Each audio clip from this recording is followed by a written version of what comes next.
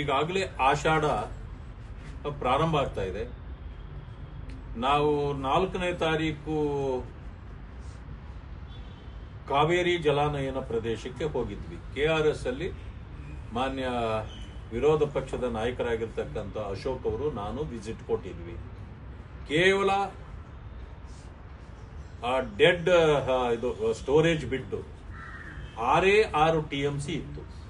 ಮಳೆನೇ ಬಂದಿಲ್ಲ ಅಂತಂದ್ರೆ 2 ತಿಂಗಳಲ್ಲಿ ನಾವು ನೀರಿನ ಸಮಸ್ಯೆಯನ್ನ ಬೆಂಗಳೂರು ಮತ್ತೆ ಪ್ರದೇಶಗಳಲ್ಲಿ ಎದುರಿಸಬೇಕಾಗಿತ್ತು. ರೈತರಿಗೆ ನೀರು ಕೊಡಲಾರದಂತ ಪರಿಸ್ಥಿತಿ ಅವತ್ತಾಗಿತ್ತು. ಆದ್ರೆ ಕೊಡಗಿನ ಪ್ರದೇಶದಲ್ಲಿ ಅಲ್ಪ ಸ್ವಲ್ಪ ಮಳೆ ಬಂದಿದ್ದರಿಂದ ಸ್ವಲ್ಪ ನೀರು ಹರಿದು ಬಂದಿದೆ ಅಂತಕ್ಕಂಥದ್ದನ್ನು ಕೇಳಿದ್ದೇನೆ.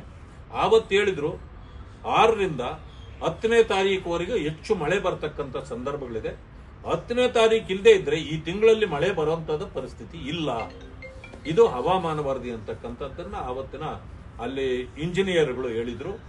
ಈಗ 10ನೇ ತಾರೀಕುವರೆಗೂ ಯಾವುದೇ ಮಳೆ ಬಂದಿಲ್ಲ ಅಂದ್ಮೇಲೆ ಈ ತಿಂಗಳು ಬರಲ್ಲ ಅಂತನ್ನೋದು ಅವರ ಮಾತಿನ ಪ್ರಕಾರ ಸತ್ಯವಾದ್ರೆ ಇದು ಬರಗಾಲದ ಛಾಯೆ. ಈ ಬರಗಾಲ ಪರಿಸ್ಥಿತಿ ಹೀಗೆ ಆದ್ರೆ ಈಗಾಗಲೇ ರೈತರು ಕಂಗಾಲಾಗಿದ್ದಾರೆ. ಅವರು ಮೊದಲ ಮಳೆ ಬಂದಾಗ ಉತ್ತಿದ್ದಾರೆ, ಆದ್ರೆ ಬಿತ್ತನೆಗೆ ಮಳೆ ಇಲ್ಲ. ಬಿತ್ತನೆ ಈ ತಿಂಗಳಲ್ಲಿ ಆಗ್ಲಿಲ್ಲ ಅಂದ್ರೆ ಮುಂದಿನ ತಿಂಗಳಲ್ಲಿ ಮಳೆ ಬಂದ್ರೆ ಅದು ಹಿಂದಾಗ್ಬಿಡ್ತದೆ. ಮತ್ತೆ ಆ ಬೆಳೆ ರೈತರ ಕೈಗೂ ಸಿಗೋದಿಲ್ಲ.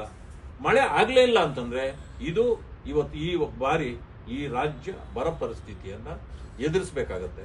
ಆದ್ರೆ ಇದುವರೆಗೂ ಕೂಡ ಮಾನ್ಯ ಮುಖ್ಯಮಂತ್ರಿಗಳೇ ಹೇಳಿಕೆ ಕೊಡ್ತಾರೆ, ಮಳೆಯನ್ನ ನಂಬಿ ಯಾರು ಬಿತ್ತನೆ ಮಾಡಬೇಡಿ, ಮಳೆಯನ್ನು ನಂಬಿ ಯಾರು ಬಿತ್ತನೆ ಮಾಡಬೇಡಿ ಅನ್ನೋಂಗಿದ್ರೆ ಮಳೆ ಬರಲ್ಲ ಅಂತ ಆಯ್ತಲ್ಲ. ಈ ಹೇಳಿಕೆ ನೀವು ಕೊಡಬಾರ್ದಲ್ಲ ಮುಖ್ಯಮಂತ್ರಿಗಳಾಗಿ. ಹಂಗಿದ್ರೆ ಕಾಂಗ್ರೆಸ್ ಅನ್ನು ನಂಬಿ ಹೆಂಗೆ ಓಟ್ ಕೊಡೋದು? ಮಳೆಯನ್ನು ನಂಬಿ ರೈತ ಬಿತ್ತನೆ ಮಾಡಬಾರ್ದು, ಆದ್ರೆ ಕಾಂಗ್ರೆಸ್ ಅನ್ನು ನಂಬಿ ಹಂಗೆ ಓಟ್ ಕೊಡೋದು? ಇವ್ರಿಗೆ ಯಾಕೆ ಓಟ್ ಕೊಡ್ಬೇಕು? ಪರಿಹಾರ ಏನಾದ್ರೂ ಘೋಷಣೆ ಮಾಡಿದಾರಾ?